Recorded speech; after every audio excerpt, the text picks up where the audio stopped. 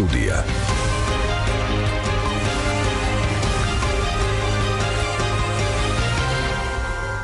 მოგესალმებით პატრიოტულ რადიო მსმენელებო, ჟურნალისტი გიორგი შოკოშვილი. დღეს გვექნება ძალიან მნიშვნელოვანი და საინტერესო ეთერი. საუბარი შეეხება პერიოდულ ტექნიკურ ინსპექტირებას ავტომობილების. მოგეხსენებათ, ეს თემა ძალიან მნიშვნელოვანი, ძალიან აქტუალურია და ამ წლიდან 2018 წლიდან უფრო აქტუალური ხდება. უпроსტად გახდა, ვინაიდან დაიწყო ეს პროცესი და სწორედ ამ პროცესზე საუბრებით, როგორ მიმდინარეობს, ვის, რას ეხება, როგორ უნდა ჩავერთოთ ამ პროცესში, ძალიან ბევრი საინტერესო ნიუანსი იქნება აქცენტი გაკეთებული და რასაკვირველია, ძალიან კომპეტენტური და საინტერესო სტუმრებიც ყავს მოწვეული, რომ ყველა კითხვაზე მაქსიმალურად რაც შეუძლებ ჩვენი საეთერო დროის განმავლობაში, რომ მიიღოთ ყველა კითხვაზე ამომწყურავი პასუხი. ბატონი ვაჟა იორდანიშვილი, საქართველოს ავტომობილების ინსპექტირების ორგანოების ასოციაციის თავმჯდომარე და ბატონი ირაკლი იზორია, ფონდ პარტნიორობა საგზაო უსაფრთხოებისათვის დიექტორი არიან ჩვენთან სტუდიაში სტუმრად. მოგესალმებით ბატონო ვაჟა, ბატონო ირაკლი. მადლობას მოგახსენებთ მომბრძანებისთვის და რასაკვირველია, ჩვენო ძირფასო რადიო მსმენელებო, როგორც ყოველთვის თქვენც მოგცემთ საშუალებას ჩაგვერთოთ გადაცემის მსვლელობაში და სტუმრებს თქვენს დაუსვათ კითხვები. ამისთვის უნდა ისარგებლოთ აი ამ ტელეფონებით 240 91 92 და 240 92 92. პერიოდული ტექნიკური ინსპექტირება დაიწყო. მოდით ისიც შევახსენოთ ჩვენს რადიო მსმენელებს, რომ მართალია ოფიციალურად ასე პირველი იანვრიდან დაიწყო, მაგრამ მანამდეც იყო გარკვეული სატრანსპორტო საშუალებებისთვის სავალდებულო და დაწყებული მანამდეც იყო. ვისთვის დაიწყო ახლა და მანამდე ვის ეხებოდა, რომელ საშუალებებს, ესეც უთხრათ ჯერ ჩვენს მსმენელებს და შემდეგ კიდევ უამრავი კითხვა გვაქვს თქვენთან. ვინ დაიწყებს საუბარს? ბატონო ვაჟა? კი ბატონო. ბატონო, მოგესალმებით, მივესალმებით თქვენს მსმენელს. აქამდეც მოქმედი კანონმდებლობის შესაბამისად სავალდებულო პერიოდული ტექნიკური ინსპექტირება ეკუთვნოდა იმ სატრანსპორტო საშუალებებს, რომელთა სრული მასა 3500 კილოგრამზე მეტი იყო და აგრეთვე სატრანსპორტო საშუალებები მგზავრთა გადასაყვანად განკუთვნილი, რომელთა მგზავრთა რაოდენობა 8-ზე მეტი ადგილით იყო განკუთვნილი. შესაბამისად, ახალი წლიდან 2018 წლის პირველი იანვრიდან, რა თქმა უნდა, ძალაში დარჩა იგივე სატრანსპორტო საშუალებების სავალდებულო ინსპექტირება და მნიშვნელოვნად გამკაცრდა ადმინისტრირება.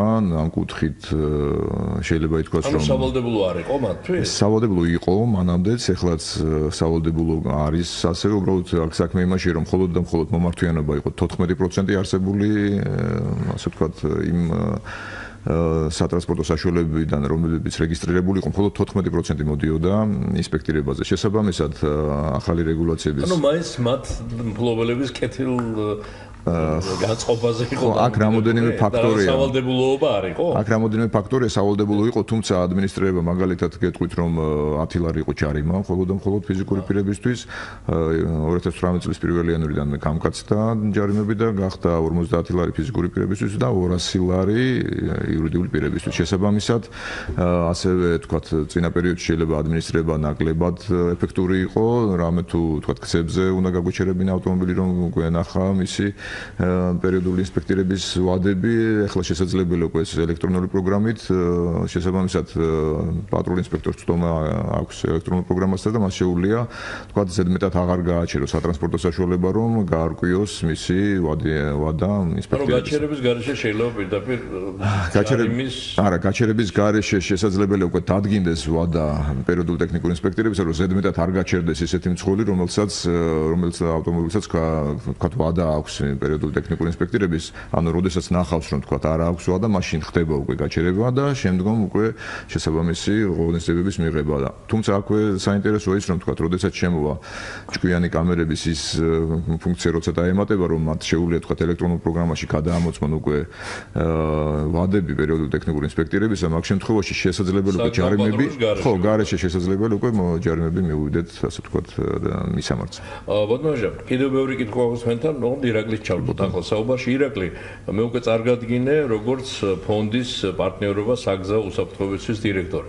მოდი აი ამ გადასახედიდან როგორც ამ ფონდის ხელმძღვანელმა გითხარი, რამდენად ეფექტური იქნება და ეს პროცესი რაც დაწყებულია, რამდენად შედეგის მომტანი იქნება, როგორ ფიქრობ, როგორ ვარაუდ? მოგესალმები ბატონო გოგი, მივესალმები თქვენს მენელს. ანუ ჩვენ როგორც ორგანიზაცია, რომელიც საგზაო უსაფრთხოების საკითხებზე მუშაობს, უკვე 10 წელიწადი შეგვისრულდა წელს ძალიან ბევრი წლებია ვითხოვთ ტექდათვალიერების შემოღებას კი არა, პირიქით, ანუ გამკაცრებას, რაც არსებობდა, როგორც ბატონო ვაჟა მისაუბრა, რაც არსებობდა ამის გამკაცრებას და აღსრულების გამკაცრებას ვითხოვდით, აქამდე რაც ხდებოდა, თუმცა ის რაც პირველი იანვრიდან დაიწყო, რა თქმა უნდა, ამას მივესალმებით. ჩვენი გადმოსახედიდან ეს არის ძალიან წინ გადადგმული ნაბიჯი. ზოგს გონია რომ ტექნიკური პერიოდული ტექნიკური ინსპექტირება ეს შედეგებს არ მოიტანს, არსებობს სხვადასხვა მითები, თუმცა ამ მითებს ჩვენ არ ვითანხმებით. რა თქმა უნდა, სახელმწიფოებაც გადადგა. ისიც გითხარი, რატო არ ვითანხმებით? მოდი ჩაურთავ პატარა შეკითხვას, რომ იმიტომ მიაჩნიათ, რომ შეიძლება ეს არ იყოს შედეგის მომტანი, რომ ახსოვთ კორუფცია, ახსოვთ რაღაცა ახალს გადაიხდიდი და ჩაგიტყავდნენ იმ ბეჭედს. ასე აღარ არის. როცა 2004-ში ანუ გაუქმდა პერიოდული ტექნიკური ინსპექტირება, მაშინ მოიხსენებოდა როგორც ტექდათვალიერება, ასე ვეძახდით ჩვენ.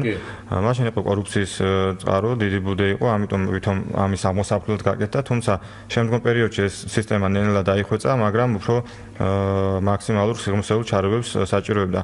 მე გეტყვით, რომ სტატისტიკურად ანუ სოფლიოში 10-15% ტექნიკურად გამომართავი ავტომობილები ხდება ავტოსაგზაო შემთხვევები.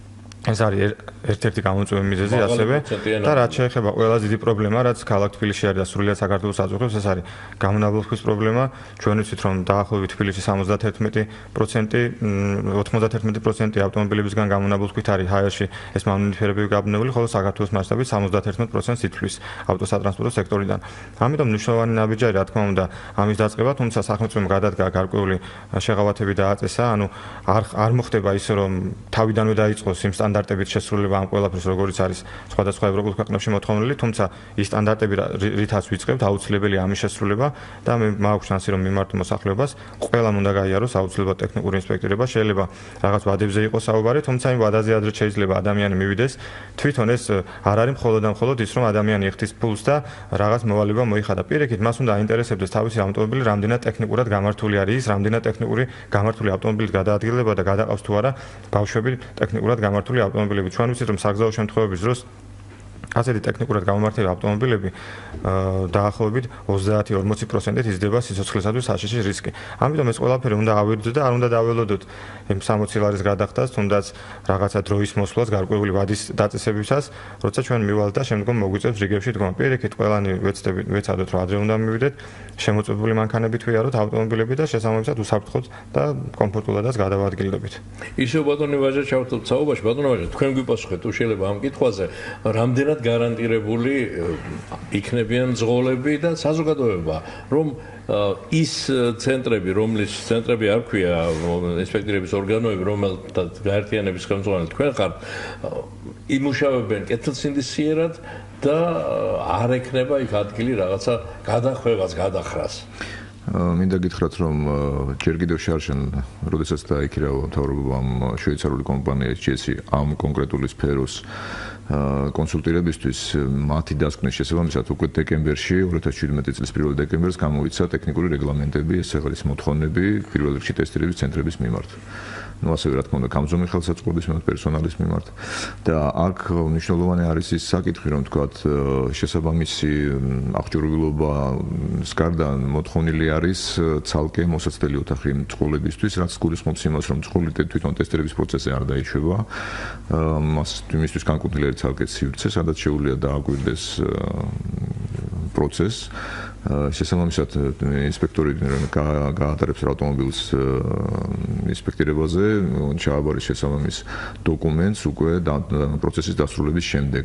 კიდევ ძალიან მნიშვნელოვანი საკითხი ის, რომ ორი ძირითადი პარამეტრი, ეს არის სამუხრჯე სისტემა და გამონაბოლქვი მოწდება გამზომ ხელსაწყოზე, რომელიც ანათვალს პირდაპირ გადაცემს ელექტრონულ ბაზას და პერსონალის ჩარევა არ ხდება. შესაბამისად, გამორიცხულია შესაბამისად პერსონალის პერსონალი თუ ვერ ერევა მონაცემების ცვლილებაში, კორუფციული რისკები, რა თქმა უნდა, მინიმუმამდეა დასული.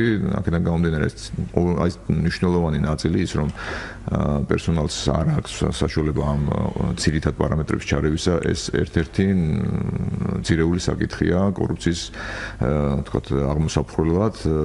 ასევე თვითონ პროცესს აკვირდება თითოეულ ტესტირების ხაზზე 2 კამერა, რომლის მონაცემები ინახება 14 თვის განმავლობაში და შესაბამის უწყებას უფლება აქვს თავით დაინტერესებულ მხარეს ნებისმიერ დროს ნახოს კონკრეტული ავტომობილის ტესტირების პროცესი როგორ მიმდინარეობდა. ახლა როგორ მიმდინარეობს, მოდით ესეც მივაწოდოთ ინფორმაცია ჩვენს მსმენელებს, რომელ ავტოსატრანსპორტო საშუალებებს ეხება, ვისთვის დაიწყო ახლა იანვრიდან, ირაკლი სრულიად სამართლიანად მოუწოდებდა ჩვენს მსმენელებს ამ შემთხვევაში, რომ ნუ დაელოდებით შემოთავაზებულ ვადებს, ცოტა ადრეც მიდით, რასაკვირველია ეს დამოკიდებულია ჩვენს კეთილნებაზე, მაგრამ არის ვადებიც, ხო ირაკლი? მოდი ჯერ ამ ვადებზე უთხრათ, ვინ ვისთვის დაიწყო და როდემდე გრძელდება. მოგახსენებთ, ანუ პირველი იანვრიდან ჩვეულებრივად რეალურად იმ ავტომობილებზე გავრცელდა, რომლებზეც აქამდეც იყო გავრცელებული, ესენი არიან სამგზავრო და სატვირთო ავტომობილები, ანუ 3500 კილოგრამზე მეტი მოცულობის წონის ავტომობილებზე და ასევე სამგზავრო 8 და მეტი ადგილის მქონე ავტომობილებზე. რეალურად ეს პროცესი დაყოფილია რამდენიმე ეტაპად, იმიტომ რომ მოსახლეობას არ შეექმნას დისკომფორტი, თუნდაც რიგებში დგომის, შესაბამისად მომზადეს სპეციალური ბაზები, უფრო მეტი ხაზი დაემატოს, რომ მოსახლეობამ უფრო კომფორტულად შეძლოს ავეთ ავტომობილების მიყვანა და ტექნიკური ინსპექტირება. შესაბამისად, შემდგომი პერიოდი იქნება იურიდიული პირებისათვის და სახელმწიფო ავტომობილებისთვის, ეს იქნება 2018 წლის 1 ივლისიდან. მომდენო ეტაპი იქნება 3.0 და მეტი მოცულობის, კუბური მოცულობის, ძრავის მოცულობის ავტომობილებისთვის. დიახ, ეს იქნება 1 ოქტომბრიდან, ხოლო 2019 წლის 1 იანვრიდან დაიწყება აბსოლუტურად ყველა მსუბუქი ავტომობილისათვის და ეს პროცესი სავარაუდოდ ალბათ 2019 წლის ბოლომდე უნდა დასრულდეს. რაც შეეხება შემდგომ ეტაპს, 2020 წლამდე არის დაწესებული გარკვეული შეღავათები ასევე მძღოლებისათვის, სადაც არ მოითხოვებათ მათ სხვადასხვა მაგალითად ცეცხლმაქრის ქონა, ავტომობილში ხარი სააფთიაქო ყუთის ქონა და ასე შემდეგ არის დეტალები ჩამოთვლილი, რაც სახელმწიფომ დააწესა შეღავათები მისათვის, რომ ეს მოსამზადებელი პერიოდის გავლის შემდგომ 2020 წლამდე უკვე შეძლოს მთლიანად მოსახლეობამ და მძღოლებმა, რომ მოწესრიგებულად შეხვდნენ ამ წელიწადს და მოწესრიგებულად გაიარონ ეს პერიოდული ტექნიკური ინსპექტირება და მე ვფიქრობ, რომ სრულიად კარგად არის ეს ვადები განაწილებული იმისათვის, რომ კომფორტულად და დროში მოგებულად შეძლოს მოსახლეობამ პერიოდული ტექნიკური ინსპექტირება თავის ავტომობილის. მადლობთ ირაკლი. ბატონ ვაჟას უნდა ვკითხო ახლა, ბატონ ვაჟა, ინსპექტირების რამდენი ორგანო არსებობს, სად მდებარეობს და რამდენად მოსახერხებელია ავტომფლობელებისათვის და ასევე იურიდიული პირებისთვის? ამ წუთის მონაცემებით 27 ინსპექტირების ორგანოა საქართველოს მასშტაბით, დიახ, ასოციაციაში ყველა გაერთიანებული ამათგან. თქვენს გარეშე არ არსებობს? ხო, ყველა არის ასოციაციაში გაერთიანებული 27 ინსპექტირების ორგანოა. მე მაგაზეც უნდა გითხრათ, ბატონო, ეს გაერთიანება მათთვის რას ნიშნავს? კი ბატონო. და თქვენი გაერთიანების ამოცანებით, დიახ. კი ბატონო, მათ გააჩნიათ 40-მდე ტესტირების ხაზი. როგორც გაჟღერდა გუშინ შეხვედრა იყო ეკონომიკის ministris მოადგილესთან, იქ გარკვეული გეგმები დაიცა, ალბათ გვექნება საშუალება ამაზე. კი, ეს ინფორმაციას გვაქვს და უნდა გავაცნოთ ჩვენს მენელს. საუბარი იყო 115 ხაზზე, რომელიც აუცილებელია იმისთვის, რომ ინსპექტირების რეფორმა წარმატებით გაიაროს და არ იყოს რიგები. შესაბამისად ამისთვის როგორც არსებული ინსპექტირების ორგანოები ემზადებიან და ამატებენ ტესტირების ხაზებს. ეს რა გვაქვს და სად გვაქვს? ბატონო, შეგვითხრეთ და ეს ინფორმაციას რა თქმა უნდა. ამ წუთისთვის 40 ტესტირების ხაზი გვაქვს. თუმცა დამატება მიდის ცენტრში. დიახ. შესაბამისად მიდის გაფართოება ამ კუთხით, ბევრი შეკვეთილია. აქედან 5 არის თბილისში, დანარჩენი არის რეგიონებში, ყველა რეგიონია დაფარული თითქმის და შესაბამისად აი სიცარიელები, რომლებიც წარმოიშვება, თქვათ, აქ 25 იანვარია აღებული, ასე თქვათ, დედლაინად, სადაც შეისწავლის რა ეკონომიკის სამინისტრო იმ პოტენციალს, დიახ, იმ პოტენციალს შეისწავლის რა და ვის რა დენი ხაზი აქვს შეკვეთილი პოტენციურ ინვესტორებს. შესაბამისად შემდგომ უკვე გამოცხადდება ალბათ ინტერესთა გამოხატვა ან ტენდერი, რითაც დაიფარება ის განსხვავებული სიცარიელები რომ არ იყოს ასე ვთქვათ რიგები ინსპექტირების გავლისას. რაც შეეხება ასოციაციაზე მკითხეთ თქვენ ვიდრე ასოციაციაზე გვიპასუხებთ ბატონო თქვენ თვითონ ახსენეთ ეს საინტერესო თემა და თქვენის ნებართვით მოკლე ინფორმაციას მივაწვდით ჩვენს მსმენელებს ბატონი ვაჟა რომ საუბრობდა ეკონომიკის მინისტრის მოადგილე ბატონი გიორგი ჩერქეზიშვილის ასე ვთქვათ ხელმძღვანელობით ჩატარდა ეს საინტერესო აქტივობა გუშინ შეხვედრა და მაშინ ითქვა ამ შეხვედრაზე გაირკვა რომ რაც ახლა ბატონმა ვაჟამ ბრძანა არსებული 35-40 ხაზის ნაცვლად იქნება 115 და იქნება აქედან 60 თბილისში და თითქმის ნახევარზე ოდნავ მეტი და დანარჩენი რეგიონებში. ამის თაობაზე ბატონმა ვაჟამ უკვე მოგადოთ ინფორმაცია როგორ პროცედურულად 25-მდე ესე იგი შესწავლა და შემდეგ გამოცხადება ასე ვთქვათ კონკურსის ტენდერის ინვესტორებთან გასაუბრებაც იყო გუშინ ბატონი გიორგი ჩერქეზიშვილი მათაც ესაუბრა დაინტერესებულ ინვესტორებს ვისაც სურვილი აქვთ რომ თანხა ჩადონ და ასეთი ავტო ინსპექტირების ორგანო შექმნან და ეს პროცესი დაძრულია მიდის წინ და გითხარით ახლა ასოციაციის თაობაზე კი ბატონო. ხო, აქ დავამატებდი რომ არც ერთ ხელისუფლებას არ ეყო იმის გამბედაობა რომ ამ რთულ რეფორმას დაბრუნებოდა 2004-ში კი გაუქმდა, მაგრამ იმის შემდგომ მხოლოდ 2018 წლის 1 იანვრიდან დაიწყო ინსპექტირების პროცესი, რაც ძალიან მნიშვნელოვანია. მოთხოვნა ევროკავშირის რომ მოთხოვნაც არის, მაგრამ მარტო ევროკავშირის როგორც საზოგადოების მოთხოვნაც არის, რეალობა ესეთია რომ დიდი ხანია არის რა თქმა უნდა და ამიტომ ხელისუფლება დაუბრუნდა ამ რთულ რეფორმას და მე ვფიქრობ ყველაზე მნიშვნელოვანია ეს საკითხი რომ დიალოგშია ასე ვთქვათ ამ ბიზნესთან გუშინდელი შეხვედრას ამის დასტურია ამისთვის მადლობა ხელისუფლებას რომ დიალოგში შემოდის და გარკვეულ თვითონ ხისტად კი არ იყოს გადაწყვეტილებებს არამედ ვთქვათ ამ დიალოგის შედეგად მიღებული შეთანხმების რეალიზაცია ხდება შემდგომ პროცესში და ეს ძალიან მნიშვნელოვანია.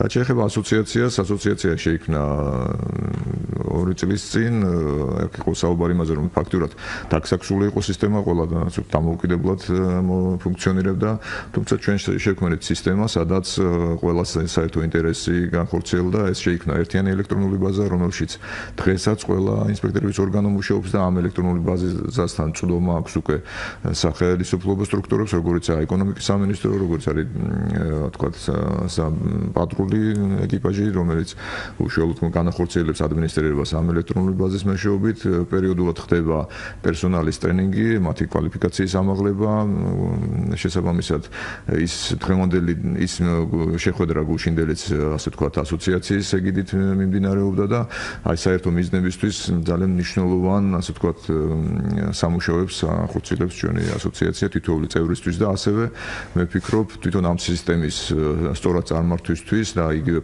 პოტენციური ინვესტორებისთვის არის ესეთი მნიშვნელოვანი გადაწყვეტილებები მიღებული, რაც ფაქტურად ამ სისტემას გახდის აბსოლუტურად გამართულს და კორუფციისგან თავისუფლს. ჩვენო ძირფასო რადიო მსმენელებო, როგორც გითხარით, გადაცემის დასაწყისში პერიოდულ ტექნიკურ ინსპექტირებაზე ვსაუბრობთ ავტომობილების პერიოდულ ტექნიკურ ინსპექტირებაზე და ჩვენი სტუდიის სტუმრები არიან ბატონი ვაჟა იორდანიშვილი, საქართველოს ავტომობილების ინსპექტირების ორგანოების ასოციაციის თავმჯდომარე და ბატონი ირაკლი იზორია, ფონდ პარტნიორობა საგზაო უსაფრთხოებისათვის დიექტორი.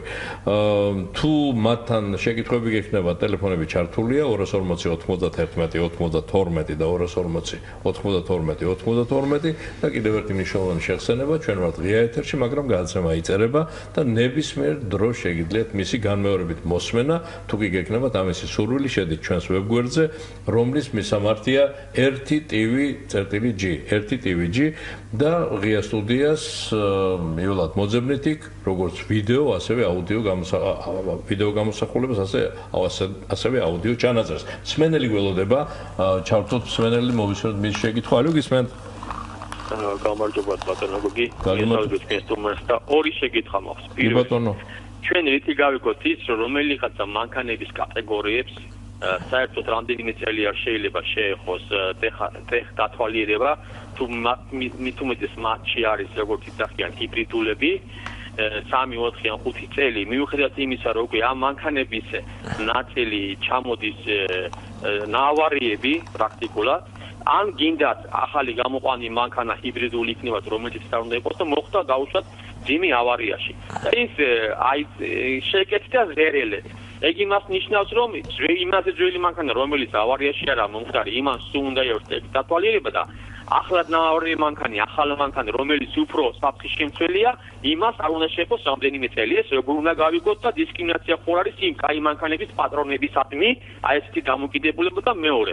თუ იარსებობს სახელმწიფოში ეკოპატრონი, რომელიც აი მანქანა, რომელიც მიდის და აქვს დიდი ცუდი გამონაბოლქვი, არ გააჩერებს გამოუწევს სანქციას, მაგალითად ერთი კვირის განმავლობაში, რომ ამ ეს პრობლემა მოაგვიაროს და ასევე გამოიძიებს თუ საჩაისხა მანით საწვავი, რომ არ გამოვიდეს ისე რომ ბენზინის გამყიდველებისთვის სულ ერთი იქნება თუ რაც გაკიდიან და ეს ყველაფერი მე გადაწყდეს ჩვენային ძღოლებზე. აგვიხსენ ჩვენ იქით დავიცოთ ჩვენი უკლები აი ცუდი მომწოდებელიდან გამომდინარე. დიდი მადლობა, ძალიან სერიოზულ თემებს შეეხო მსმენელი, მეორედ ჩავთვალ და შემდეგ უპასუხოთ. ალო გისმენთ? ალო. დიახ გისმენთ. შეგიტყვა მაქვს ასეთი. ბრძანეთ. თუ მანქანის მფლობელი იმყოფება საზღვარგარეთ და არ აქვს მას საშუალება რომ ჩამოვიდეს, აი ამ ინსპექტირებაზე შეიძლება თუ რა სხვა პიროვნებამ გაატაროს ავტომობილი. გასაგებია თქვენი კითხვა, მოусმინეთ ჩვენ სტუმრებს, მიიღებთ აუცილებლად პასუხებს თქვენ შეკითხვებზე, მოდით პირდაპირ ჩვენი მსმენელების შეკითხვებს გავცეთ ახლა პასუხი. რაც შეეხებოდა პირველ შეკითხვას, ირაკლი თქვენ პასუხებთ თუ კი ბატონო, რა შეეცეთ საქმე, შეიძლება მსმენელს არ ქონდა სწორი ინფორმაცია, პერიოდული ტექნიკური ინსპექტირება არ შეეხება მხოლოდ და მხოლოდ ახალ ავტომობილებს 4 წლამდე, ანუ 2014 წლიდან გამოშვებულ ავტომობილებს არ შეეხება სავალდებულო პერიოდული ტექნიკური ინსპექტირება. თუმცა ამ ეტაპზე, არა, ისეც ეგრეა საერთაშორისო პრაქტიკა, 4 წლამდე ავტომობილებს არ ეხებათ პერიოდული ტექნიკური ინსპექტირება, 4 წლის შემდეგ გაივლიან რა პერიოდული ინსპექტირება, შემდეგ 2 წლიანი ვადა ეძლევათ, კიდევ ერთხელ 2 წლიანი და შემდეგ ყოველ წელს უნდა გაიარონ ინსპექტირება. ასე რომ აქ არ არის საუბარი ჰიბრიდულებზე, ელექტრომობილებზე, ყველა ავტომობილის სავალდებულო ინსპექტირება განხორციელდება შესაბამისად აი ამ ვადებში, აი ამ პერიოდულობით, ანუ 4 წლამდე ავტომობილს არ ეკუთვნის პერიოდული ტექნიკური ინსპექტირება. მხოლოდ შემდეგ ყველა ავტომობილს. კი ბატონო, ეკოპატრონთან დაკავშირებით. ხო, რაც შეეხება აი ძალიან კარგი კითხვა ვფიქრობ, ამაზე მიდის. რაც თავარია შეეხო ჩვენ მსმენელი ამ საკითხსაც, ირაკლი თქვენც უნდა ჩაგვერთოთ. საწვავის ხარისხია ძალიან მნიშვნელოვანი და ახსენა ჩვენ მსმენელმა, რომ ამ შემთხვევაში ვინ არის პასუხისმგებელი, თუ კი საწვავის უხარისხობის გამო არის გამონაბოლქვი. ჩვენ გვქონდა რამდენიმე შეხვედრა ბოლო დროს გარემოძაცვის სამინისტროსთან და მათი განცხადებით დაიწყო უკვე ამაზე მუშაობა, რომ შემოტანილი საწვავის მონიტორინგი ხორციელდება, ანუ მათი მხრიდან. თუმცა ჩვენ ვამბობთ, რომ უფრო ხშირად უნდა განხორციელდეს ეს მონიტორინგი, არ უნდა ხდებოდეს მხოლოდ და მხოლოდ წარმოებლის მიერ ქვეყანაში შემოტანის დროს, არამედ უშუალოდ თითქმის ყველა ბეზოგასამართ სადგურზე უნდა ხდებოდეს ინდივიდუალურად შემოწმება. ნუ ადრე იყო სხვა პრინციპი, ეხლა გამომჯობესებული პრინციპი არის, ადრე იყო, რომ როცა სერტიფიკატის მაჩვენებელს ანახებდი, თუ რა საწვავი შემოქონდა ქვეყანაში, ჩვეულებრივად ამ სერტიფიკატით შემოქონდა და არავინ არ ამოწმებდა. თუმცა ეხლა ეს სისტემა ოდნავ გამომჯობესდა და ჩვენ მოლოდინი გვაქვს, რომ პერიოდული ტექნიკური ინსპექტირების თანხმედრაში ეს უფრო გამკაცრდება, ვინაიდან ჩვენ ვიცით, რომ გამონაბოლქვის პრობლემა ზუსტად უხარისხო საწვავიდანაცაა გამომდინარე, მაგრამ ასევე არის სხვა პრობლემები, როცა ძრავში არასრული წვა ხდება და ეს ძრავის პრობლემაც არის. ანუ ყველაფერი თანხმედრაში უნდა იყოს და იმედი ვიქონიოთ, რომ სახელმწიფო უფრო გააქტიურდება ამ კუთხით და მომწოდებლებისა და თვითონ გამყიდველების მაღალი ხარისხით კონტროლს განახორციელებს.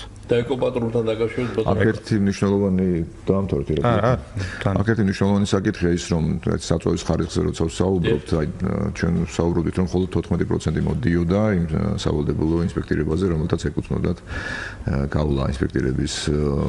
ჩვენ გვქონდა ესეთი შემთხვევები, რომ თქვათ შემოსული ავტომობილი ვერ აკმაყოფილებდა ნორმებს არსებული საწვავით, თუმცა რაღაც მოაწესრიგებდა მაგალითად რა თქვათ სისტემას, ამაში შედის თქვათ საცხებს აპოყი მასალები, თქვათ ფილტრები, საწვავს შეცვლი და სხვა ხარისხისაც და იგივე ავტომობილი შეიძლება მეორე დღეს მოსულიყო და დაეკმაყოფილებენ მოთხოვნები. ამიტომ ძალიან მნიშვნელოვანია საწვავის ხარისხი გარანტირებულად უნდა იყოს. და სხვა უნდა უთხრათ ჩვენს ხელს ახლაც ძალაშია ეს წესი. რა თქმა უნდა. რომ პირდაპირ არავინ არ აჯარიმებს და ერთხელ გავლის შემდეგ მეორედ მისვლა უფასოა. კი, ეს მნიშვნელოვანია. ერთი თვე აქვს ვადა პირველი ინსპექტირების გავლის შემდგომ რაღაც გარკვეული უწესრიგობის აღმოჩენის შემთხვევაში ერთთვიანი ვადა ეძლევა. და აღარ იხდიან მეორედ მისვლისას. აღარ იხდიან მეორე მისვლისას და მხოლოდ ის პარამეტრი მოწმდება, რაზეც იყო დადგენილი უწესრიგობა.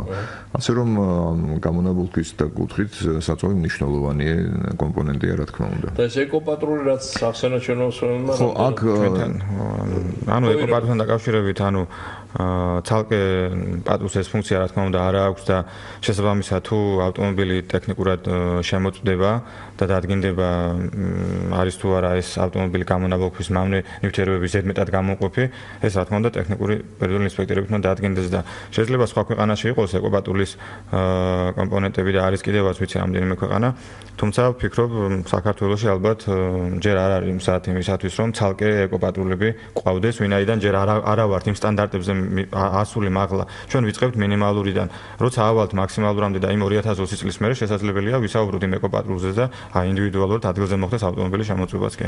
მსმენელი გველოდება, მაგრამ მანამდე ამ ბატონსაც უპასუხოთ, რომელმაც ეკითხა, რომ საზოგადოებრივ არის ავტომობილის მფლობელი, სხვას თუ შეუძლია ბატონო. კი ბატონო, საერთოდ მნიშვნელობა არ აქვს ინსპექტირების ორგანოში ვის მოყავს ავტომობილი, ჩვენთვის თავი ავტომობილი იყოს ადგილზე წარმოდგენილი თავისი ტექნიკური პასპორტით, ასე რომ მფლობელს არ აქვს მნიშვნელობა. არ არის სავალდებულო. გასაგებია თქვენი პასუხი, მადლობა. ჩავთვალთ მსმენელი, ალო გისმენთ? მოგესალმებით. გამარჯობა. მაინტერესებს აი ამ წუთას იყო ძალიან რომ დაუშვათ საწვავი რომ შეცვალო. იყო შემთხვევა რომ ერთზე იგივე ავტომობილმა წინასწარ ვერ გაიარა, მეორეზე საწვავი შეცვალა და მერე გამონაბოლქვით გაიარა. ეს ხო ტყუილი არის რისი. ჩვენ თუ შემოგვაქვს, იმიტომ ტექნიკური დაცვალება გამონაბოლქვი არ იყოს, ანუ მომწავლელი ნივთიერები არ გამოდგა. მე დღეს კი ჩავასხავ და გავატარებ ტექნიკურ შემოწმებას, მაგრამ ხვალე იგივე საწვავს თუ ჩავასხავ. ხო იქნება გამონაბოლქვი არის. აუცილებელია რომ ეს საწვავი იყოს ძალიან ხარისხიანი. კი ბატონო გავატარებ, მაგრამ ხვალ ჩავასხავ ისევ იმ საწვავს, რომელსაც ვერ გავიარე და მაინც გამონაბოლქვი იქნება. გასაგებია, დიდი მადლობა. ეს რა თქმა უნდა პრობლემაა. კიდევ გაქვთ კითხვა? კი, რა თქმა უნდა. გისმენთ. ანუ იყო იმაზე საუბარი რომ მე უნდა მაინტერესებდეს რომ ტექნიკურად გამართული მანქანა ძალიან არავის არ აინტერესებს დამიჯერეთ რა რომ ტექნიკურად გამართული. აქ არის შიში უბრალოდ მაგას გამონაბოლქვი, იმიტომ რომ უხარისხო ის არის საწვავი. ხო და აი გარზე მომუშავე მანქანები ყველამ ვიცით აბსოლუტურად საფრთხეშია დადგენილი რომ აირზე მომუშავე მანქანა არის ეკოლოგიურად სუფთა იმის ელექტრომანქანის მერე. კი ბატონო. ჰიბრიდზე მეტად არის. რომელიც შემოწმდება აი დაუშვათ აირზე მომუშავე მანქანა და თუ დაუშვათ აირზე გაიარა შემოწმება და ბენზინზე ვერ გაიარა, გამოდის რომ მაინც საწვავის ხარისხის პრობლემა ყოფილა, ხო? და ან კიდე პოპულარიზაციაც რო გავუკეთოთ, აირზე მომუშავე მანქანებს ხო ნაკლები გამონაბოლქვი გვექნება. ფაქტიურად ძიმე მეტალები არა აქვს აირზე მომუშავე მანქანებს. გასაგებია. თორე არის კიდე უამრავი ფაქტორი იმისა, რომ ჰაერი ბინძურდება სახელმწიფოს არეგულირებელი. აი მაგალითად რუსთავში და კასში ცემენტი ტოვს და ვაბინძურებს, მაგრამ მაინც მანქანებს დავდებს, სადაც ისევ და ისევ სახელმწიფოს დანაშაული არის საწვავის ხარისხის არ შემოწმების გამო. გასაგებია. კი ბატონო, დიდი მადლობა. ძალიან მნიშვნელოვანი და მტკივნეულ თემებს შეეხო ეს მსმენელიც და ისიც ძალიან საინტერესო ნიუანსია, რაც მან დასაწყისში პირველ შეკითხვისას ბრძანა, რომ ცუდი საწვავი ჰქონდა და ამიტომ ვერ გაიარა დათვალიერება ესე ძველი ტერმინი რომ გამოვიყენოთ და მეორე დროს ახალი საწვავი ჩაასხა, სხვა საწვავი გაიარა, მაგრამ ის იაფიან სასხავს შემდეგ ისევ აბინძურებს გარემოს. აი ამ პრობლემას როგორ უნდა მოევლოს? ბატონო, თქვენ პასუხი. ზუსტად მსმენელი აბსოლუტურად სწორედ შეელობდა, რა თქმა უნდა, ჩვენც იგივეს ვამბობდით, რომ საწვავის ხარისხი მნიშვნელოვანია და გარანტირებულად უნდა ვიცოდეთ, რომ სახელმწიფოში რაც იყიდება, საწვავი ეს არის შემოწმებული და აკმაყოფილებს იმ სტანდარტებს, რა სტანდარტიც მიღებული არის ჩვენს ქვეყანაში. რომ თქვა არ აქონდეს იმის განცდა, რომ შეიძლება თქვა მხოლოდ და მხოლოდ მოამზადო ავტომობილი მხოლოდ ინსპექტირებისთვის და მე თქვა კონდეს იმის საშუალება, რომ რაღაც შედარებით ნაკლებ ფასიანი და უხარისხო საწვავი ჩაოსხა და ავტომობილი იგივე მავნე აირების ემისია ხდებოდეს ატმოსფეროში. აბსოლუტურად ვეთანხმები მსმენელს. რაც შეეხება აირზე მომუშავე ავტომობილებს, ნამდვილად ესეა, მათში ნაკლებია მავნე აირები, ცხადია ეს შეიძლება პოპულარიზაციაც გაეწევს ამაში, უბრალოდ როცა ავტომობილი მოწუნდება ინსპექტირების დროს, თუ მას აქვს აირბალონიანი სისტემა დამონტაჟებული, მოწუნდება ავტომობილი როგორც აირზე, ასევე ბენზინზეც, თვისამისად ისევ მივდივართ გამონაბოლქვზე, ისევ მივდივართ ხარისხიან საწვავთან, ასე რომ ეს მნიშვნელოვანი კომპონენტია მოკლედ. ანუ ორივე შემთხვევაში უნდა აკმაყოფილებდეს მოთხოვნა. კი, შეიძლება თქვა იაროს გაზზე და მე ვთქვა იაროს ბენზინით, ასე რომ ორივე შემთხვევაში უნდა აკმაყოფილებდეს. კი ბატონო, კიდევ გველდება მსმენელი ირაკლი ვიდრე თქვენს კომენტარს მოვისმენთ, გისმენთ, ალო? ალო. დიახ, გისმენთ. გამარჯობა გენაცრო. გაგიმარჯობა. მოგესალმები ამ თქვენს საუბარს. მაგრამ კაცი კონტროლი უნდა დაწესდეს. საწვავი აქა დამნაშავე. სულ სინცხალი მანქანა ჩამოიყვანა ამერიკიდან. და ასხამს ევრო რეგულარს. და ლაბარაკობს კაცო, იქა უფრო ნაკლებით და რაც იმას ვასხამო. და მანქანას კაცოა უკეთესია, ვინმე მაქაო. და წყვის შემცვლელობა და ისინი რო აქ ის აწყობს ვიღაცას რო შემოაქ, შეკრულია ვიღაცასთან, და ბოდიში და ფეხებზე კიდია იწამლება თუ იხოცება ხალხი. იმას ფული უნდა გააკეთოს, ამაზე უნდა დააწესოს ყველაზე დიდი კონტროლი. მერე ტექნიკური სწორია. ტექნიკურადაც გამართული უნდა იყოს მანქანა. გასაგებია, დიდი მადლობა. ისევ საწვავის ხარისხი ამ შემთხვევაში, თუმცა ჩვენი მსმენელი სხვა თემასაც შეეხო, ოღონდ ამ თემაზე ჩვენ დღეს არ ვსაუბრობთ, იქ ცემენტი ახსენა საწარმოებიდან აირის დაბინძურება, რასაკვირველია, ეს ძალიან მტკივნეული თემა, იმის მიუხედავად, რომ ბევრი საწარმო არ მუშაობს და ისეთი ინდუსტრია, როგორც იყო ადრე საბჭოთა პერიოდში, არ არის საქართველოში, მაინც ძალიან დიდი ყურადღებაა მისაქცევი ამ თემებზე. ჩვენ ყოველთვის საუბრობთ და გავაგრძელებთ საუბარს. მოდით მოვისმინოთ კიდევ ერთი შეკითხვა და შემდეგ უპასუხებთ ჩვენს მსმენელებს. გისმენთ. ეთერში. გაგიმარჯობა. მე მაქვს ორი კითხვა თქვენთან. ბრძანეთ. აი ჩვენ ადამიანებს, რომელსაც არც ხელფასი გვაქვს, არც პენსია გვაქვს, არანაირი შემოსავალი არ გაგვაჩნია. და ვიბრძვით ყოველდღიურად ლოკალურისთვის. როგორ შევცვალოთ ჩვენ მართვის მოძღვრებები, ან როგორ გავატაროთ ტექდათვალიერება. ესეთი და მეორე თქვა და ხანდაზმული მანქანები ვისაცავთ ადამიანებს მოაწყვეს დღესდღეობები და გაატარეს ტექდათვალიერება. 100 მანქანიდან 3 თვის მერე ეს მანქანები რომ გაიყვანო, ვერცერთი ვეღარ გაივლის მაინც ტექდათვალიერებას. იმიტომ რომ წყობიდან გამოვიდნენ. ამიტომ არის მთელი პროფილაქტიკები გადაჭედილი. ხო და მე გეკითხებით ახლა, თუ 3 თვის მერე ეს მანქანები ტექდათვალიერებას ისევ ვეღარ გაივლია და ტექნიკურად გაუმართლები იქნებიან, რატომ უნდა იარონ ამ მანქანებმა მაგალითად 1 წელიწად? ასეთი წყობიდან გამოსული. გასაგებია, დიდი მადლობა. ასე ძალიან მტკივნეულ და საინტერესო თემებს შეეხოთ მსმენელი.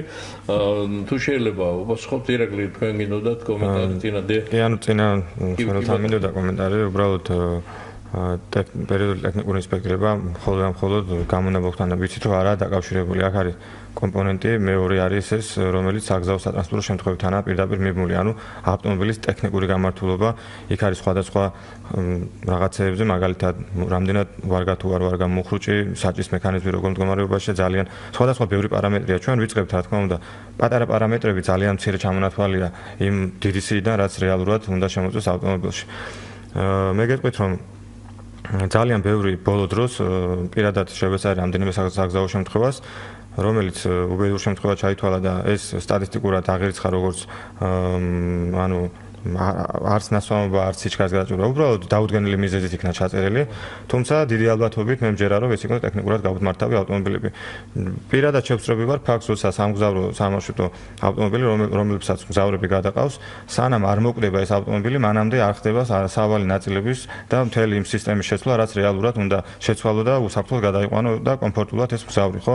ამიტომ არის ზუსტად ის საერთაშორისო პრაქტიკა აღებული დროებია პერიოდული აღწევა ბატონმაც ბრძანა რატო 1 წელი და რატო 3 თვეში ერთხელ არაო. იმიტომ რომ ეს არის ზოგადად ნაანგარიშები მთლიანად ავტომობილებზე და არა ცალკეულ კატეგორიის ავტომობილებზე. თუ ასე მიუდგებით, მაშინ ჩვენ შეგვიძლია ვთქვათ, რომ ძალიან ბევრ ქვეყანაში მოძველებულ ავტომობილებს, რომლებიც უკვე ტექნიკურად მალე გამოდიან წყობრიდან, საერთოდ აბარებენ ავტომობილებს და უტილიზაცია ხდება და რაღაცა ბენეფიტები ეძლევა სახელმწიფოსგან, ან წახალისება, ან თანხის დამატება, პირიქით რაღაც უკეთესი ავტომობილი რო შეიძინოს. ამ პირიქით, თუ მას ძველი ავტომობილი ყავს და იგი გარემოს აბინძურებს, შესაბამისად მას გადასახადი მეტი უწევს და ურჩევნია უტილიზაცია გაუკეთოს ავტომობილს, ვიდრე ამ ავტომობილის ქუჩაში იაროს. ანუ აქ ძალიან ბევრ პრობლემას ვეხებით ჩვენ და ძალიან ფართოდ არის ეს საკითხები ერთმანეთთან დაკავშირებული. თუმცა ჩვენ ძალიან მარტივად უნდა ვიფიქროთ და ვიაზროთ, რომ ეს რასაც დღეს ითხოვს პერიოდული ინსპექტირება, მართლა დასაწყისია და ეს არ არის მოთხოვნები, რაც რეალურად ამას რო ვერ გაივლის ვერც ერთი ავტომობილი რაღაც საშინელება მოხდება პირიქით. ისეთი მოთხოვნებია დაწესებული, რომელსაც ის საბჭოთა კავშირის დროინდელი ავტომობილების გაივლის, როგორც გამონაბოლოს კონტროლის გაივლის, ასევე სხვადასხვა ტექნიკურ პარამეტრებსაც შესაბამისად არ ვიცი, მე მართლა მკითხვა არ მიჩნდება ამ საკითხთან დაკავშირებით. თუ ჩვენ დავადგენდით პირდაპირ იმ ევროკავშირის მოთხოვნებს, მაშინ მკითხვა გამიჩნდებოდა, იმიტომ რომ ალბათ 71% ან 61% უნდაც გასაჭირებელი იქნებოდა საქართველოში ავტომობილების, ხო? ამიტომაც გადადის თანდათანობით და არაერთბაშად ეს პროცესი დროში ისეთნაირად განაწილდა, რომ ასე შესაძლებელი იყოს ჩვენი მოსახლეობისთვის, ჩვენი მსმენელი ბრძანებდა, რომ არ მაქვს საშუალება მართვის მოწვევა შევცვალო.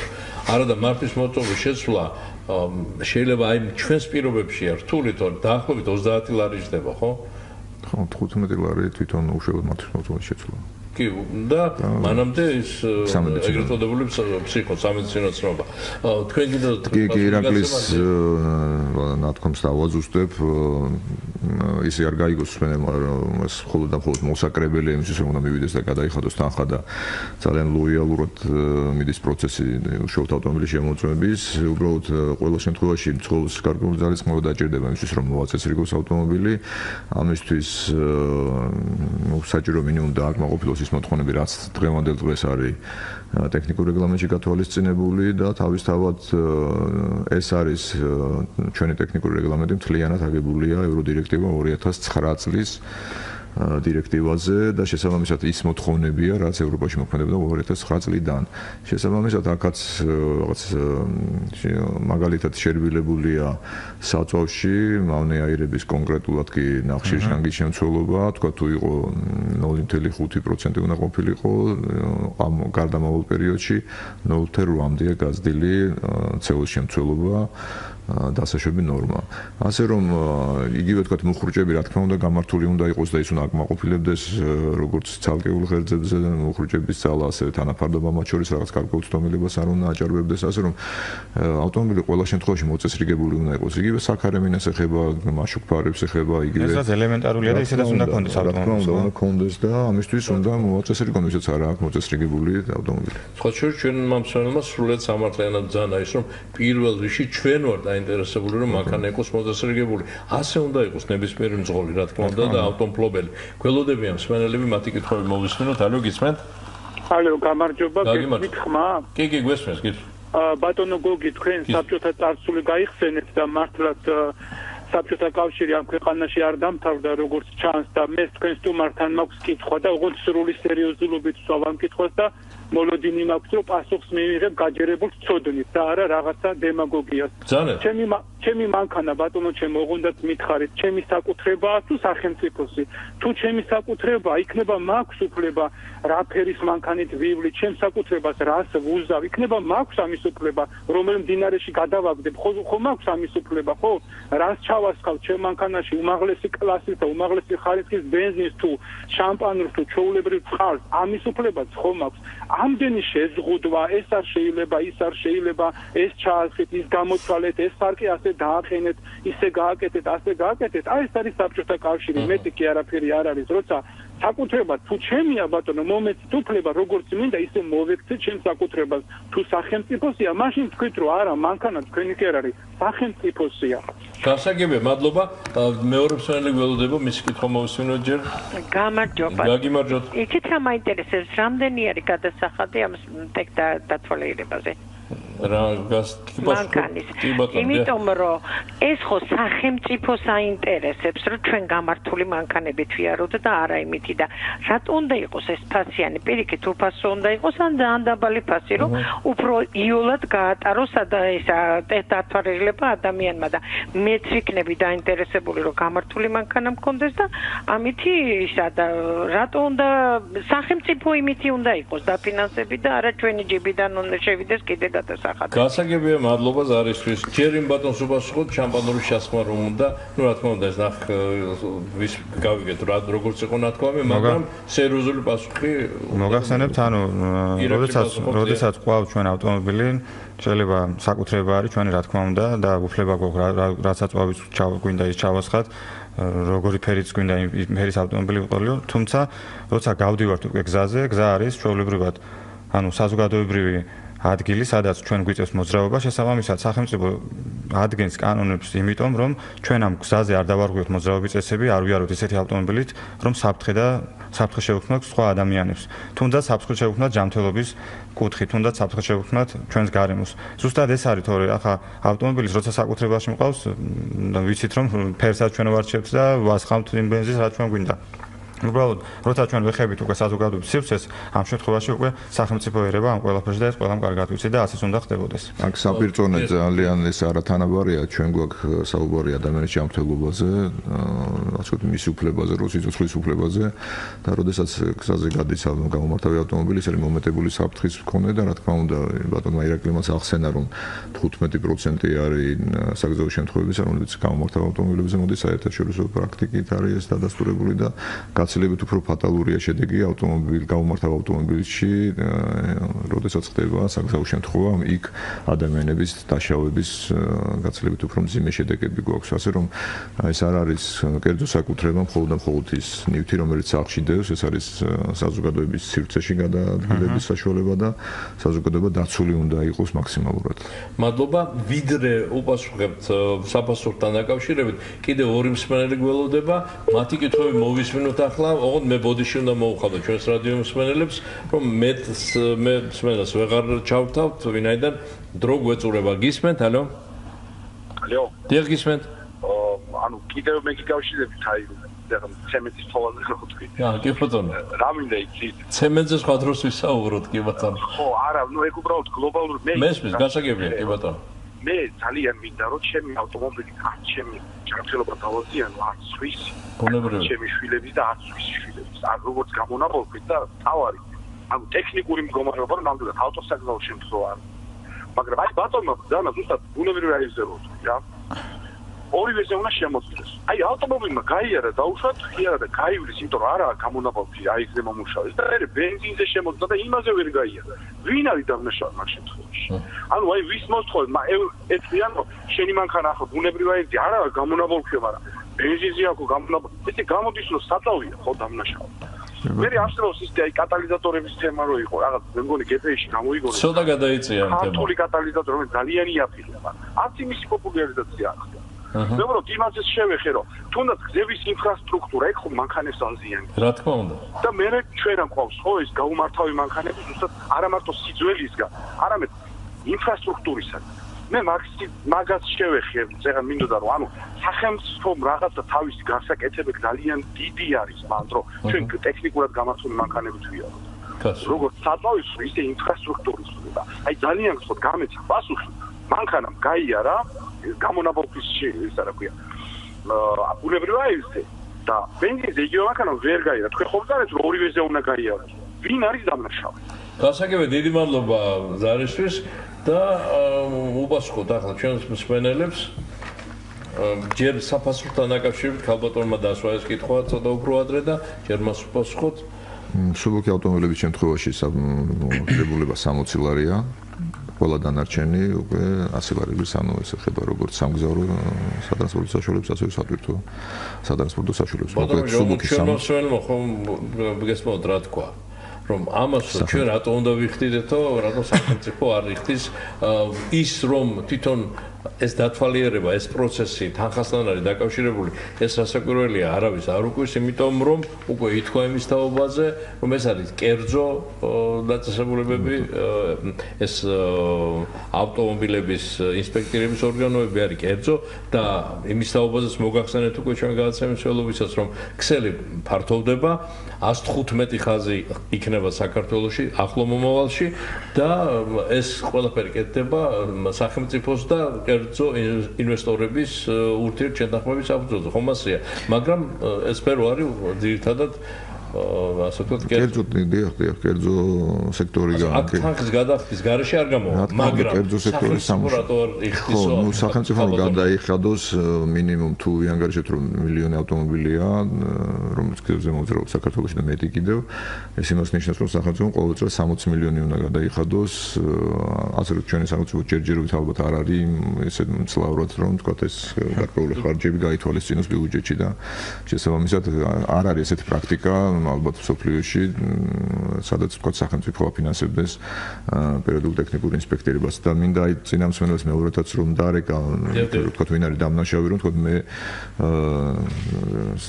საწოლზე მომუშავე ავტომობილი ამხელში ბენზინზე სახელმწიფოს პასუხისმგებლობაზე გააკეთა აქცენტები, მათ შორის ინფრასტრუქტურული პრობლემები რომ ახსენა გზების მდგომარეობა. კი ბატონო, აბსოლუტურად ვეთანხმები, უბრალოდ დამნაშავე ვინ არის რთულია თქმა, რა თქმა უნდა, ხარისხი უნდა იყოს საწოვის გარანტირებულად იმ მოთხოვნის იმ სტანდარტის, რაც არის ქვეყანაში მოქმედი. აი ეს არის ყველაზე მნიშვნელოვანი და დამნაშავესკენ ხელის გაშვერა არ ვიცი, რამდენად ჩემგან სწორი იქნება, თუმცა გარანტირებულად უნდა გქონდეს საწოვის ხარისხი მაქსიმალურად იმ სტანდარტის, რაც არის მოთხოვნილი და რაც შეეხება თვითონ ავტომობილის გამართულებას, აქ უკვე რა თქმა უნდა პასუხისმგებლობა უშუალოდ მსხვილისა, მფლობელისა, იქ უნდა იყოს გამართული არა მარტო ვთქვათ გაზზე, აქ არის საუბარი ხო, იგივე ვთქვათ სანთლები, ანთების უნდა იყოს ახალი და მუშა მდგომარეობაში ვთქვათ საცხებს საბოქრე მასალები უნდა იყოს დროულად შეცვლილი, ვთქვათ იგივე ფილტრები უნდა იყოს გამოცვლილი, რაც მთლიანობაში მოქმედებს საწვავის კამერებში, ვთქვათ წვის ხარისხზე, ანუ წვა უნდა ხდებოდეს სრულად, რომ არ მოხდეს მავნე აირების ემისია ატმოსფეროში. ირაკლი, თქვენს კომენტარი შეგიძლიათ გააკეთოთ ამ ბოლო ზარებთან დაკავშირებით, როგორ ეწურება? მეც პრინციპში, ანუ ბატონ ვაჟას სიტყვებს დავამატებდი და გავიმეორებდი პრინციპში იმას, რომ რა თქმა უნდა, საწვავის ხარისხი არის მნიშვნელოვანი. მე როგორც წეგან აღვნიშნე, როგორც მაქვს ინფორმაცია დაწყებული ამაზე მუშაობა, რომ შემოწდეს საწვავი უშუალოდ ბენზოგასამართ სადგურებზე, თუმცა ვფიქრობ, რომ უფრო მეტი არის სამუშაო, რადგან თუ ადრე იყო რამოდენიმე კომპანია საქართველოში, ეხლა მომრავლდნენ სხვადასხვა კომპანიები, რომლებიც საწვავს ყიდიან, შესაბამისად უფრო მეტი მონიტორინგია ჩემი აზრით საჭირო. ჩვენ ვიცით, ხდება სხვადასხვა რეგიონებში, მაგალითად მე პირადად დასავლეთ საქართველოს შევხვდება, ისე ძალიან იაფ იყიდებოდა საწვავი, ბენზინი და უბრალოდ როცა ავტომობილში მოხვდა ეს საწვავი, თბილისში რომ მოვიყვანეთ ავტომობილი, ძალიან გართულდა, შემდგომ აირია მთლიანი ძრავი და ძალიან გაგვიჭირდა ამის გამოსწორება. ანუ ესეთი ფაქტები რეალურად უნდა ვთქვათ, რომ ხდება და ეს რომ არ მოხდეს, ამიტომ მონიტორინგის გამკაცრება არის საჭირო. კი ბატონო, დრო პრაქტიკულად ამოგვეწურა, მე მინდა ჩვენს რადიომსმენელებს ისიც უთხრა, რომ იმის გამო რომ ეს პროცესი დაწყებულია, უფასო ცხელი ხაზზე მუშაობს ჩვენო ძირფასო რადიომსმენელობა. დღეს ვინც და ვერ დაგვირეკეთ და ძალიან სხვადასხვა შეკითხვა შეიძლება გქონდათ ამ ავტომანქანების ინსპექტირებასთან, ტექნიკურ ინსპექტირებასთან დაკავშირებით, შეგიძლიათ აი ეს ტელეფონი ახლა დაიმახსოვროთ ან მოინიშნოთ 14 84 4 ციფრი 14 84 და ნებისმიერ შეკითხვაზე მიიღებთ პასუხს. რამდენადაც ჩემთვის ცნობილია, პირველივე დღეს როგორც კი ამუშავდა ეს ცენტრი 450 ზარი შემოვიდაო, იქიდან ასეთი ინფორმაცია გვაქვს. ასე რომ დარეკეთ სამუშაო დღეებში, სამუშაო საათებში და თქვენთვის საინტერესო ყველა კითხვაზე მიიღებთ პასუხს. დღევანდელ ეს დავამატებდი მნიშვნელოვანი ინფორმაცია, ჩვენ შეგვიძლია რაც თქვენ ახსენეთ ბატონო გოგი მაგ ნომერზე დარეკვის შედეგად ჩავეწეროთ უშუალოდ კონკრეტულად წინასწარ ჩავეწეროთ სასურველ დროს, სასურველ ტესტირების ცენტრში და შესაბამისად მივიღოთ მომსახურება. ასევე შექმნილია ვებგვერდი pti.g, ასევე ხდება დარეგისტრირება ამ საიტზე და შესაძლებელია ელექტრონულად, ასე ვთქვათ, დავარეზერვოთ ჩვენი ვიზიტი. ინსპექტირების ორგანოში. ასე რომ უფრო კომფორტულად გასაკვირველია. ასე რომ გამოიყენეთ ეს ტელეფონის და ის საიტის, რომელიც ბატონმა ვაჟამ ახლა მოგაწოდოთ ინფორმაცია და ჩვენ სტუმრებს უნდა უთხრა კიდევ დიდი მადლობა მოგზაურობისთვის და საინტერესო საუბრისთვის.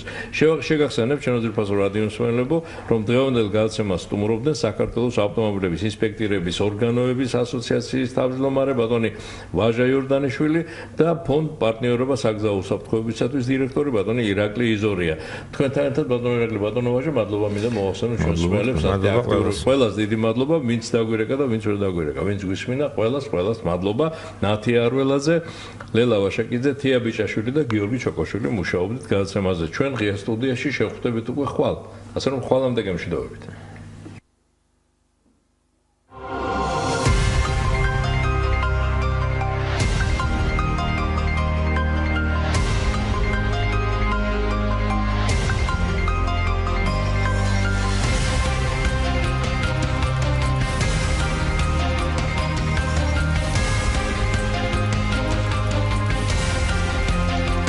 სტუდია